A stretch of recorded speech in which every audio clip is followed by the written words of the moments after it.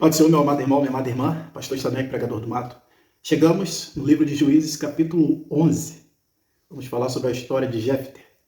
E, devido à chuva, nós estamos em outro cenário, vamos viajar amanhã, quer dizer, hoje à noite, mas não podia deixar de postar essa exposição bíblica, já que nós estamos fazendo todos os domingos, ou melhor, todos os finais de semana, para aumentar o nosso conhecimento quando nós estaremos no domingo estudando a Bíblia em classe. E vamos fazer a exposição de um texto do capítulo 11, é um texto muito usado para a mensagem sensacionalista, é a história de Jefté.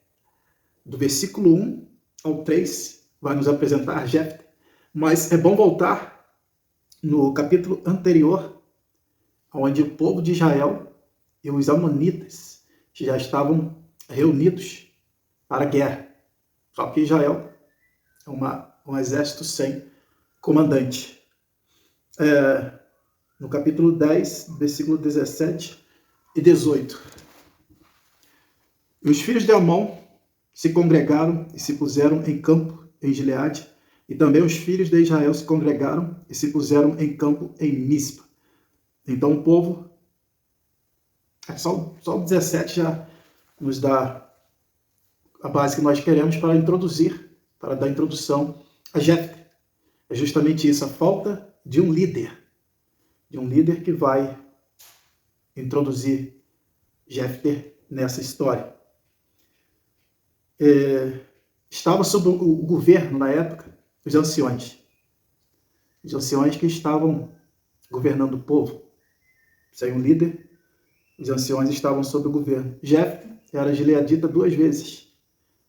Ele era filho de Gileade e era gileadita. Então, ele era gileadita 2 vezes. E o Jefté tinha 2 qualificações dadas na Bíblia: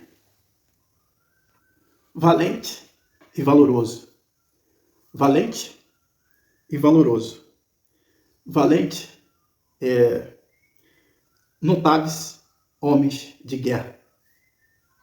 Ele era um homem de guerra notável pelas suas habilidades, pelas suas conquistas. Ele era um notável homem de guerra. Agora, existem 2 tipos de valente. Existem 2 tipos de valente. Existe aquele valente que defende os fracos, os seus. E existe aquele valente que oprime, se aproveita dos seus.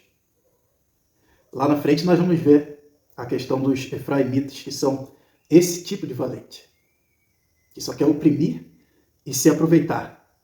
Mas, no caso de Jefté, não, porque a Bíblia diz que ele era valoroso, o homem de valor. Então ele não se valia dos fracos, ele defendia os fracos.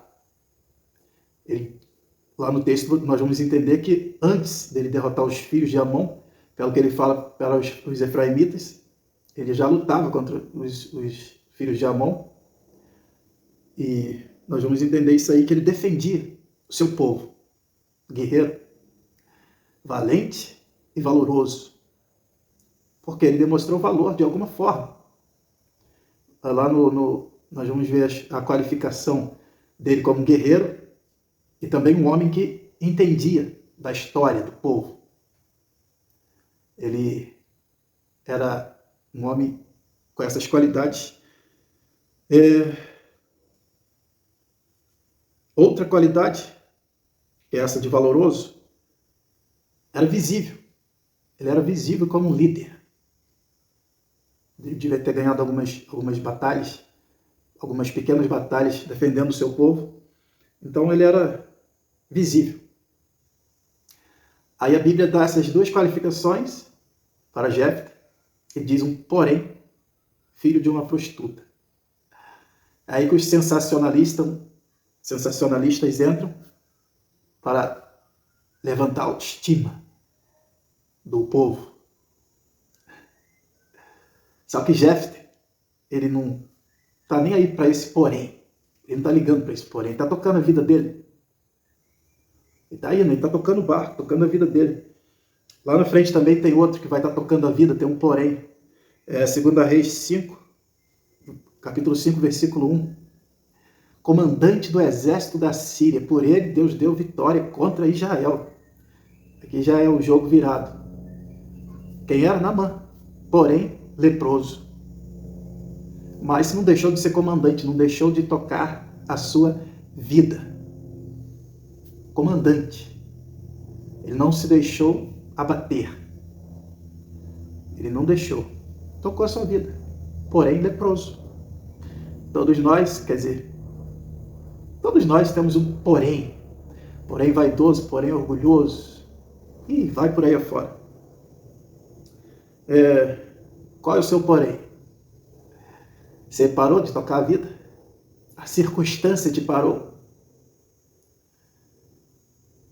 Olha a história desses homens e toca o seu barco. Nada pode te parar. Nada.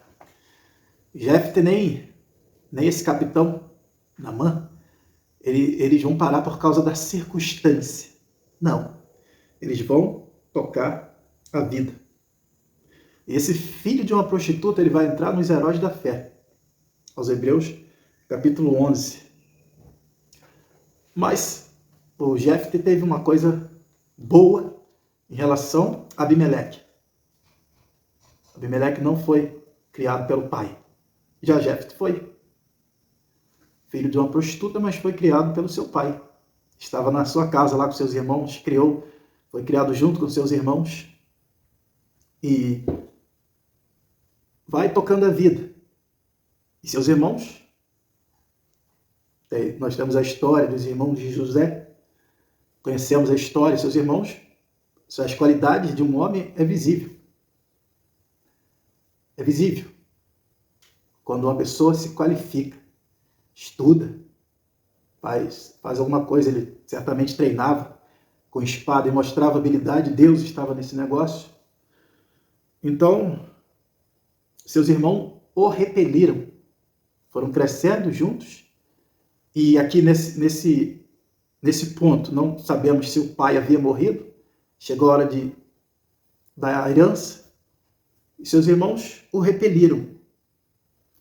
Repelir quer dizer não deixar entrar e nem se aproximar. Expulsaram Jefté de casa.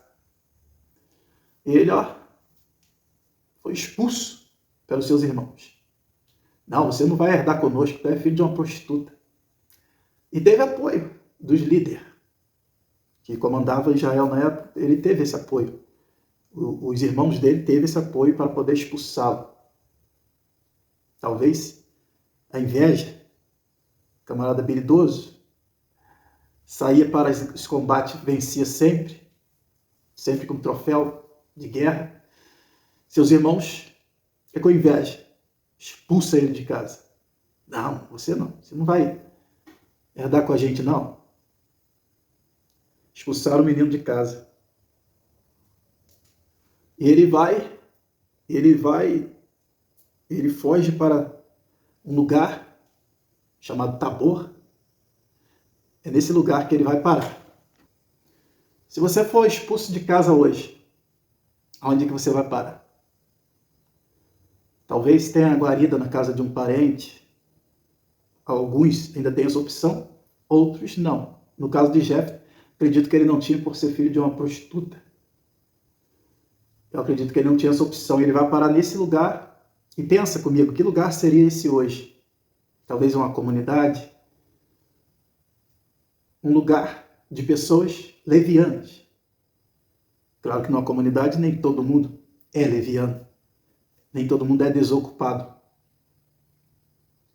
E nem todo mundo vira ou se faz leviano. Leviano é a pessoa que age sem pensar, sem medo das consequências. E é justamente para esse lugar que Jefté vai. E se ajunta com esses homens, com esse tipo de gente. Lá no texto, Abimeleque vai comprar esse tipo de gente. Juízes 9, versículo 4. Abimeleque, vamos lá. Texto aqui 9, 4.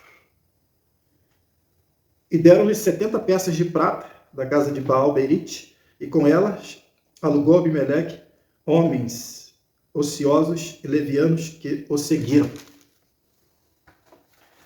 O Jefté vai ser a mesma coisa, os homens levianos vão o seguir. Eles vão o seguir, mas ele vai estar no comando.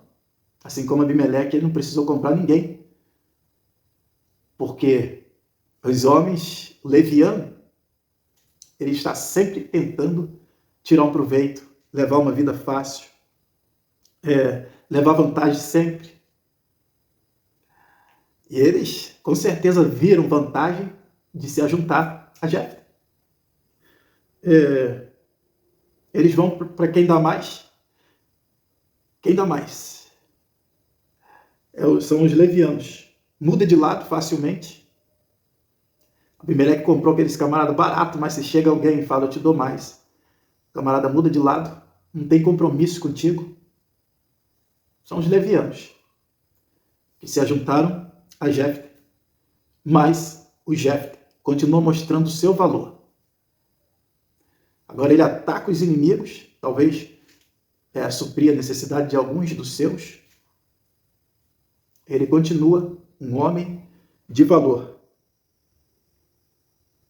Ao contrário, Abimeleque junta com esses levianos para matar seus 70 irmãos. O homem, quando não tem caráter, não tem. Aí Jefté é aquilo, os estudiosos entendem que ele ficou por ali guerreando algumas guerras, defendendo os seus dos inimigos. Aí quebra essa narrativa de alguns sociólogos da sociologia que dizem que o homem é o produto do meio. Como assim, pastor? Eles falam que se o homem veio nasceu de uma prostituta, vive ali, não tem aquele convívio com a mãe prostituta, enfim, ele vai ser prostituto, ou a filha vai ser prostituta. Se nasceu filho de um bandido, ele vai ser bandido. Enfim, é um argumento que alguns sociólogos usam. Que a história de Jefté quebra essa narrativa. Não só de Jefté, mas algumas outras histórias na Bíblia. Quebra essa narrativa. Das comunidades saem várias pessoas, médicos, políticos, homens de honra, de caráter, pastores, doutores. Sai muita gente boa da comunidade. Então, eles não podem fazer essa interpretação de uma forma literal. É claro que em alguns casos, ou a gente pode dizer, na maioria, é isso que acontece. Mas, com o povo de Deus, quando Deus tem um plano, um projeto na vida do homem, é diferente. Como tinha na vida de Jefté. E ele continua com seu caráter, com a sua integridade. Agora ele está andando com homens levianos, mas eles não corromperam ele. O meio não corrompeu. Jesus se assentou com escribas e fariseus, mas não se vendeu, não se corrompeu. E Jefté continua, um homem honrado de caráter, defendendo o seu povo. Então é uma história que quebra essa narrativa. Assim, tem uma semelhança com Abimeleque. Você vai ver que ele é um mau caráter. E ele vai matar os seus irmãos. E Jefté vai ser expulso de casa. Ele vai fugir dos seus irmãos. Expulso. E ele vai aceitar a sua realidade. Eu digo que a felicidade está em você aceitar o que você tem e o que você é. E é justamente o que Jefté está vivendo, aceitando a sua realidade. A realidade dele era essa agora, fugitivo. Então, o meio não corrompe. O meio não corrompe. Isso não pode ser interpretado de uma forma literal, de forma alguma. O exército, versículo 4 ao 10. Do versículo 4 ao 10, o exército está sem comandante. Já te apresentamos Jefté, um homem valente, valoroso, de caráter, de honra. E agora o exército está sem comandante. Um exército sem comandante, não tem como. Os líderes, eles são líderes. Então Deus, os líderes do povo, logo vão pensar em quem? Jefté, para comandar aquela guerra, para comandar o exército naquela guerra. É ele. Vamos buscar ele. Vamos buscar ele. E eles vão atrás dele. E eles tinham sido coniventes na expulsão dele. Mas parece que eles não tinham outra opção no momento. A opção é Jefté. Vamos buscá-lo. E ele volta com uma condição. Eu acredito que ele não queria o poder pelo poder. Ele precisava do poder para não ser morto pelos seus irmãos. Se ele não é o líder, ele seria morto pelos seus irmãos. Então ele precisa do poder e Deus está nesse negócio. Ele vai traçar a condição, eu volto com vocês, mas vocês têm que me fazer líder sobre vocês. Essa era a condição. Versículo 11. Ele reúne todo o povo em Mispa. Todo o povo, os anciões, os líderes, tribais, estão reunidos em Mispa. Que lugar é esse?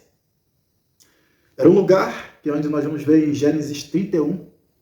Labão e Jacó fizeram uma aliança. E vamos ver várias coisas acontecendo neste lugar. Então ele reúne todo o povo ali naquele lugar para, fazer aliança. Eu vou, mas vocês vão me colocar como líder. Aí diz assim no versículo, o versículo diz: fala todas aquelas palavras perante o Senhor. Ele está diante do povo, diante do líder e diante do Senhor. Por que ele está falando perante o Senhor? Ele está dizendo: Deus agora também é minha testemunha de que vocês vão me tornar líder de vocês. Colocando Deus por testemunha. O homem não era nada bobo. Não era bobo, camarada muito esperto. Ele vai mandar mensageiros. Agora Jefté é o líder. Ele vai mandar mensageiros para tentar evitar a guerra, o derramamento de sangue. Ele vai enviar mensageiros. E o mensageiro volta. E ele envia de novo. E o mensageiro volta. Aí Jefté, quando ele envia o mensageiro de novo, ele vai mostrar seu valor de conhecer a história. Ele vai contar a história e diz para eles: vocês não possuem aquilo que o Deus de vocês deu para vocês? Camarada muito esperto. E nós possuímos tudo que o nosso Deus nos deu. E não vou abrir mão. Não vou abrir mão. Versículo 27. Não pequei contra ti. Deus julgue entre mim e ti. Colocou Deus como juiz. Versículo 28. O rei dos Amonitas não lhe deu ouvidos. Ou seja, conversa fiada, historinha. Ou seja, guerra declarada. Guerra declarada. Interessante que no versículo 29 o Espírito do Senhor veio sobre ele. Guerra ganha. Você vê aí nos textos atrás de Juízes, todos, a maioria deles, o Espírito do Senhor veio sobre eles. Aí Deus dá a estratégia da guerra, como deu a Gideão, como deu a Baraque, como deu a todos. Deus dá a estratégia e certamente Deus deu a estratégia a Jefté. O Espírito do Senhor veio sobre ele. A vitória está certa, gente. Só que ele vai fazer um voto. Versículo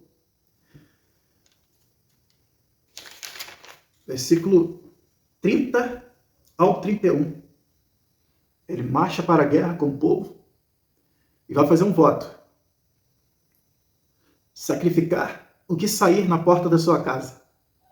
O que sair na porta da minha casa, se eu voltar vitorioso, eu vou sacrificar. O homem não era precipitado. Ele fez um voto precipitado. Aliás, todos nós, alguma vez na vida, vamos tomar decisões precipitadas. Todos nós. Ninguém está livre disso. E ele fez esse voto. O que sair, vou oferecer em sacrifício. Agora, uma boa parte dos estudiosos entendem que ele sacrificou a sua filha. Mas existem alguns pontos que nos leva para o outro lado. Também a outra linha que entende que ele não sacrificou a sua filha. E eu estou nessa linha. Porque um homem que foi impelido pelo Espírito de Deus. A Bíblia diz que Deus não aceita sacrifícios humanos. Então ele está impelido, ele está cheio de Deus.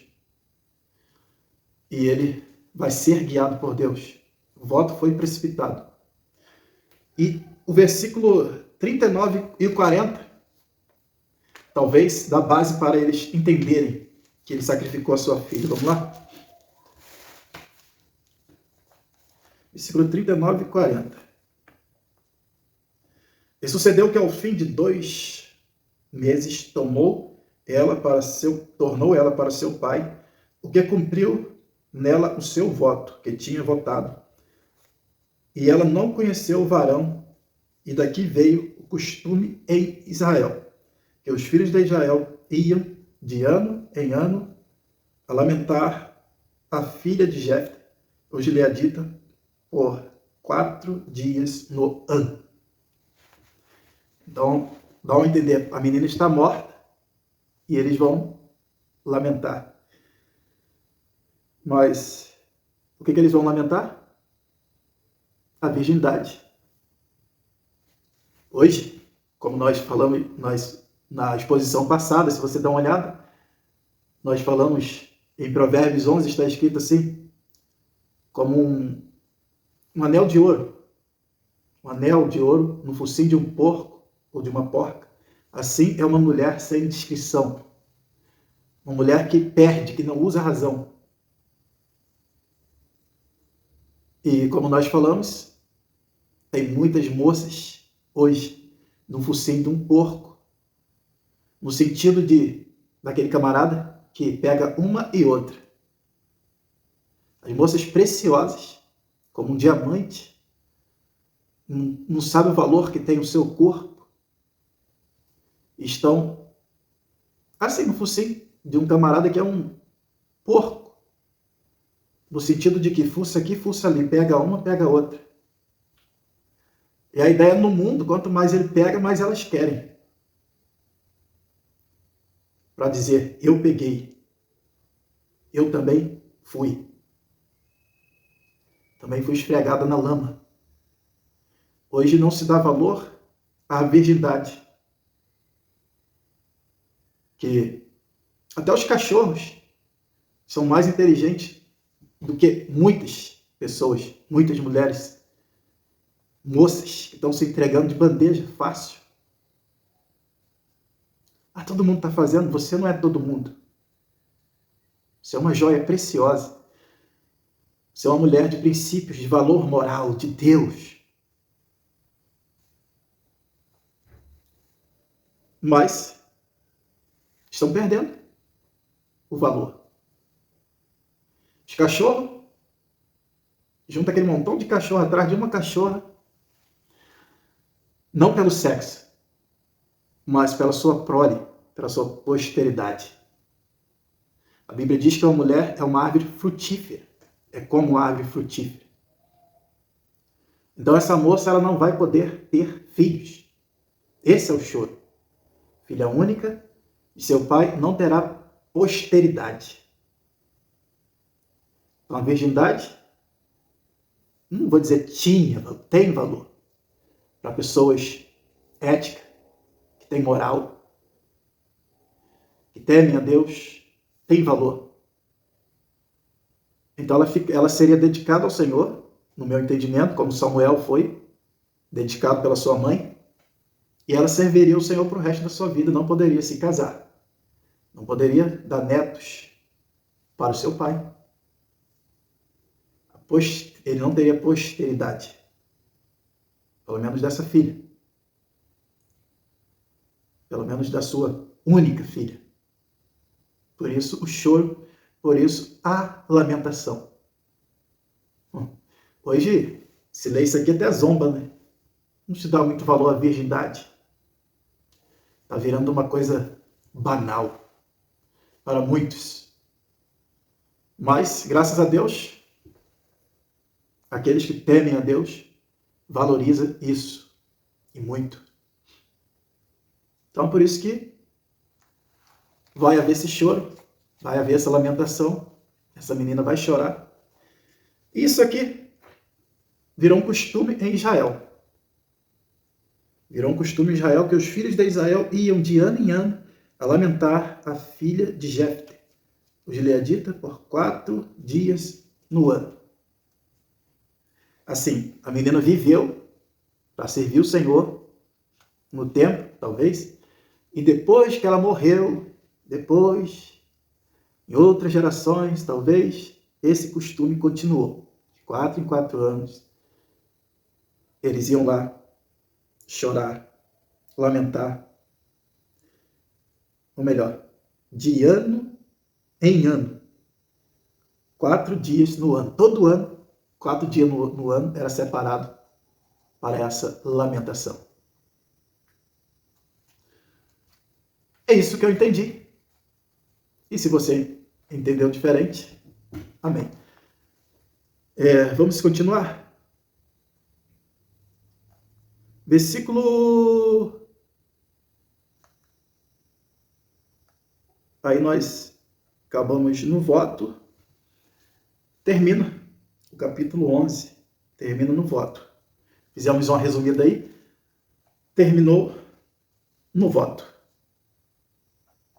Capítulo 12, só para fechar a história de Jefté, porque na nossa lição, no próximo domingo, nós vamos para o capítulo 13. Então, não vai fechar a história de Jefté, já vamos para outros juízes. Vamos fechar essa história bonita aí. Capítulo 12, de 1 a 7. De 1 a 7, nós vamos falar sobre os efraimitas.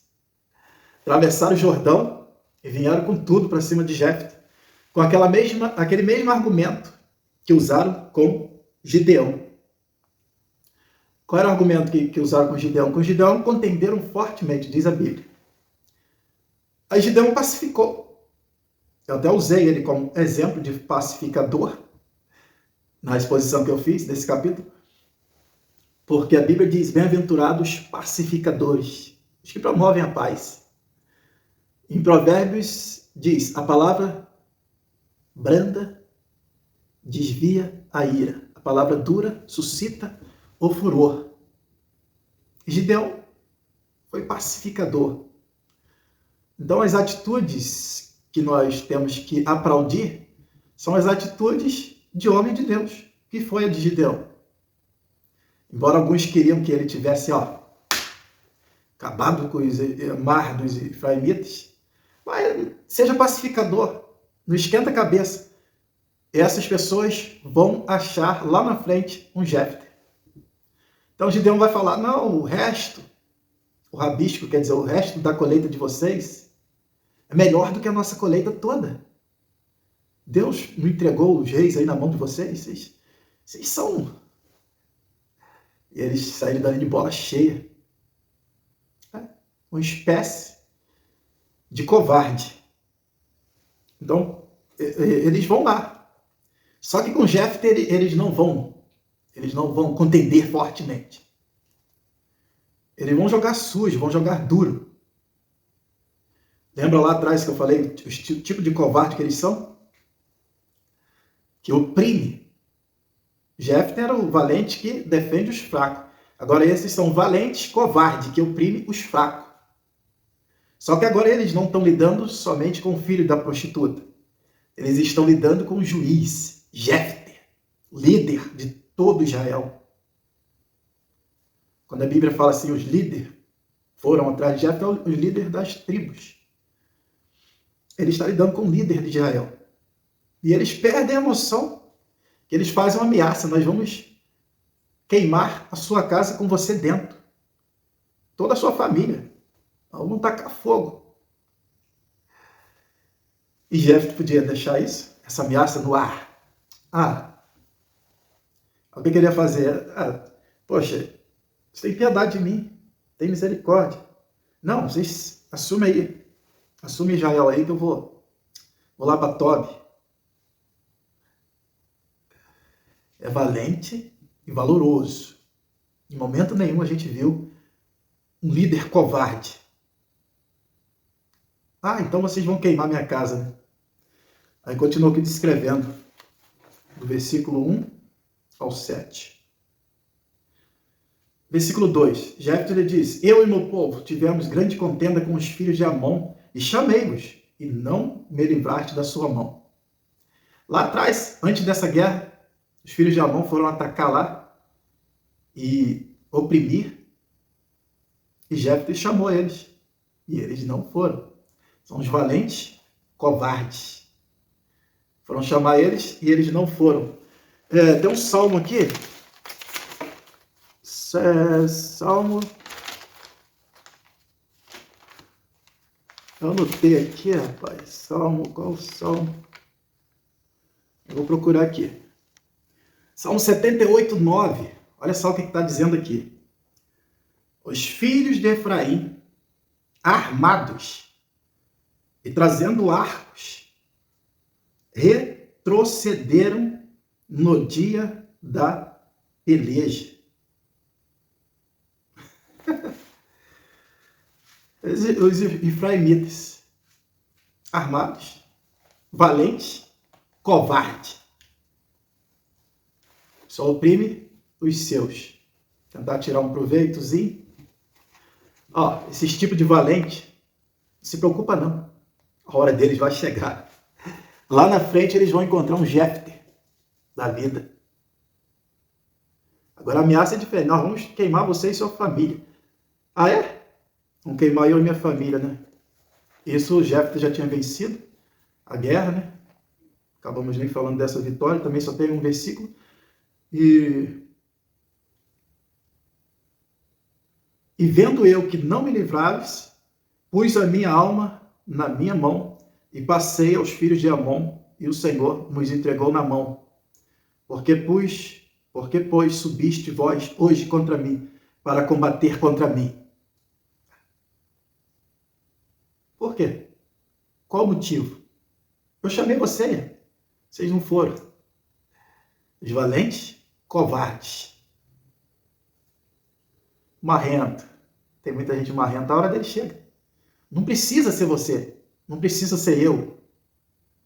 Nós temos que ser pacificadores, buscarmos a paz. Até onde cabe. Também o cara não vai falar que vai me queimar eu e minha casa, eu vou ficar de braços cruzados. Não, é uma ameaça. Ameaça. Ele ameaçou o homem. Versículo 4. Jefté ajuntou a todos os homens de Gileade e feriram Efraim, porque, estando os gileaditas entre Efraim e Manassés, disseram: fugitivos sois de Efraim. Engraçado que esses gileaditas eram parentes de Manassés, dessa tribo, viviam ali junto. Efraim e Manassés, são dois irmãos. Gileade é ali parente de Manassés. E me parece que Jefté era da tribo de Gade. Pelo menos algumas pessoas falam. Porém, tomaram os gileaditas aos efraimitas ao vales do Jordão. E sucedeu que quando o fugitivo de Efraim diziam: passarei então os homens de Gileade, eles diziam: tu és efraimita? Dizendo ele: não. Aí eles mandavam falar uma palavrinha mágica. Se fosse efraimita, ia morrer. E Gideão, ou melhor, o Jefté já havia passado a espada naqueles efraimitas que foram lá afrontar ele. Devia ser muitos, mas passaram a espada nos valentões e foram lá cercar os efraimitas. E a palavrinha mágica era Shibolete, porém ele dizia Sibolete, porque eu não podia pronunciar assim bem. Então, a espada cantava. Não sei se todos os paulistas falam assim. Você manda ele falar porta, ele fala porta, porta, porta. Praticamente não consegue falar porta. Igual pedir um chinês para falar plural. O chinês tem dificuldade. Então, num caguete de linguagem, a cultura de um estado para o outro, de um país para o outro. Carioca tem os seus sotaques, paulista tem os seus, mineiro tem os seus, pegar o trem, uai, o cearense tem os seus. Enfim. Então, eles tinham também os seus sotaques. E eles não conseguiam fazer essa pronúncia. E era a forma de serem identificados. E eram mortos. E diz a Bíblia,